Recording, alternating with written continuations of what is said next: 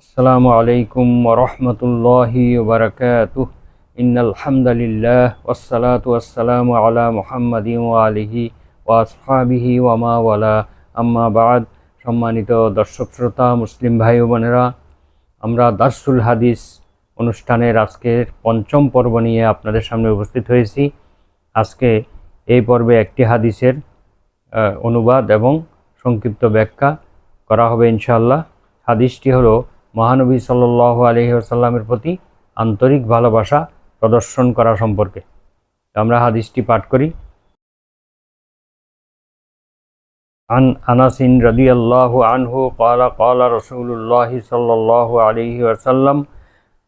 হযরত আনাস ইবনে মালিক রাদিয়াল্লাহু আনহু একজন বিখ্যাত সাহাবী, অত্যন্ত স্বনামধন্য মহানবী সাল্লাল্লাহু আলাইহি ওয়াসাল্লামের প্রাণপ্রিয় সাহাবী। তার থেকে বর্ণিত, তিনি বলেন, রাসূলুল্লাহ সাল্লাল্লাহু আলাইহি ওয়াসাল্লাম ইরশাদ করেছেন, লা ইউমিনু আহাদুকুম হাত্তা আকুনা আহাব্বা ইলাইহি মিন ওয়ালিদিহি ওয়া ওয়ালাদিহি ওয়ান নাসি আজমাইন।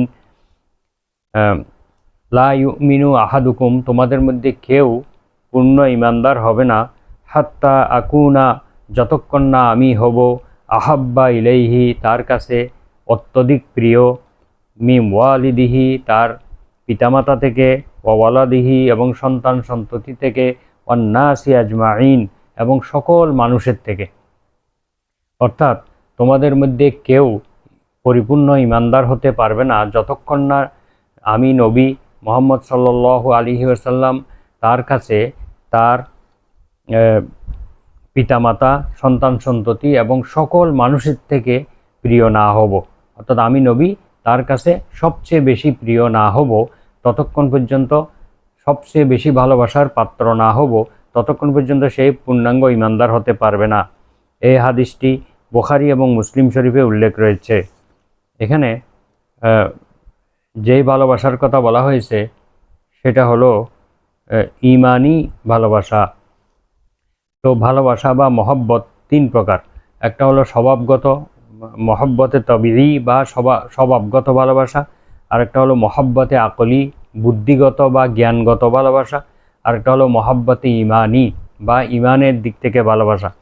তো মানুষ কোনোরূপ চাপ সৃষ্টি করা ছাড়া স্বভাবগতভাবে যে ভালোবাসা মানুষের মধ্য থেকে প্রকাশিত হয় তাকে মহব্বতে তবিঈ বা স্বভাবগত ভালোবাসা বলা হয়। যেমন পিতামাতা সন্তানকে ভালোবাসে, যে কোনো প্রাণী তার বাচ্চাকে ভালোবাসে, এমনকি হিংস্র প্রাণীরাও তাদের বাচ্চাদেরকে যে ভালোবাসা দেয়, এটা হলো স্বভাবগত ভালোবাসা।